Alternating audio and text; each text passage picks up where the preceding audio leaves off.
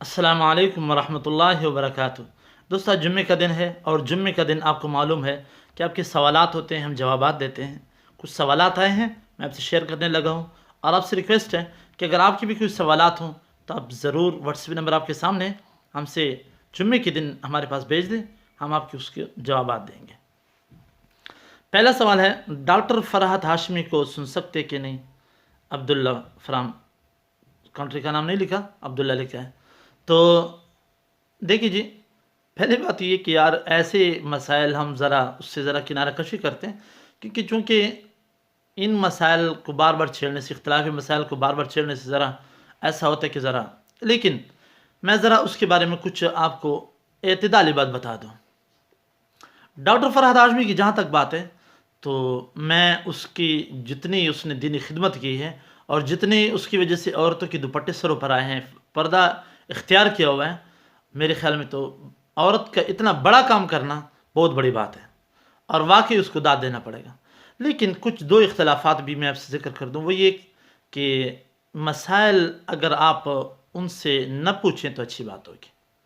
کیونکہ مسائل کے بتانے کے لیے ایک تو مفتی کا ہونا ضروری ہے، اور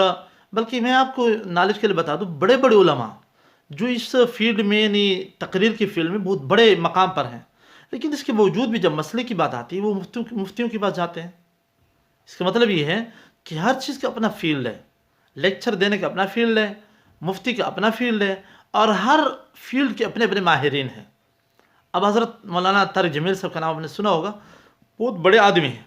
بڑے مقرر ہیں، لیکن اس کے باوجود بھی جب کوئی مسئلہ ہوتا ہے تو وہ دوسرے مفتیان کے پاس جاتے ہیں، ان سے پوچھتے ہیں۔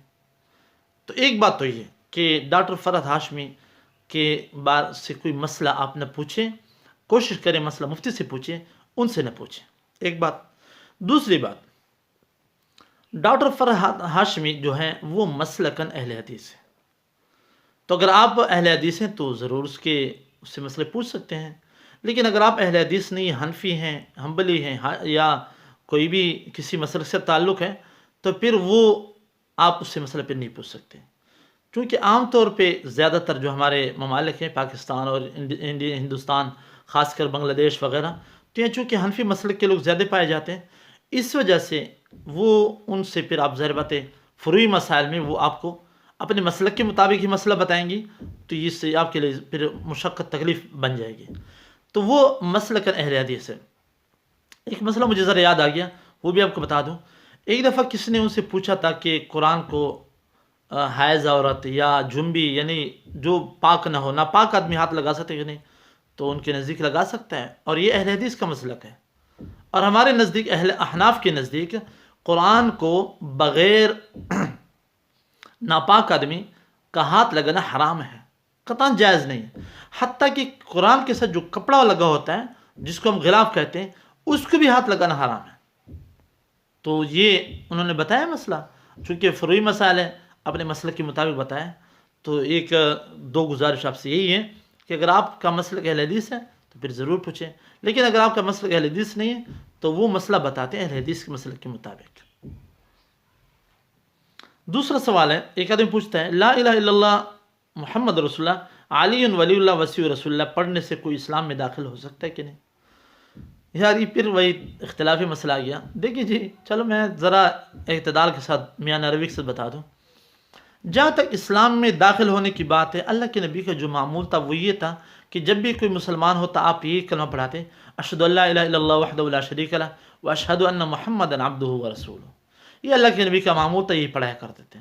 باقی جہاں تک یہ الفاظ ہیں تو لا الہ الا اللہ محمد رسول اللہ علی ولی اللہ وسیع رسول اللہ، یہ الفاظ حدیث میں نہیں ملتے۔ یہ اہل تشیع ان مکتب فکر میں الفاظ ہیں، لیکن حدیث کی کتب میں یہ نہیں ملتے۔ باقی جہاں تک ان الفاظ کو پڑھنے سے ایک آدمی اسلام لانا چاہتا ہے، پڑھ لے تو اسلام میں داخل ہوگا کہ نہیں؟ ہاں، اگر یہ پڑھ لے اور اس کا ایمان دل کا یہی ہو کہ میں اللہ کی وحدانیت کا قائل ہوں، رسول اللہ کی رسالت کا قائل ہوں، یہ تمام باتوں پر اگر اس کا ایمان ہو، پھر یہ الفاظ پڑھ لے تو یہ اس الفاظ پڑھنے سے ایمان میں وہ داخل ہو جائے گا، اس میں کوئی دوسری بات نہیں ہے۔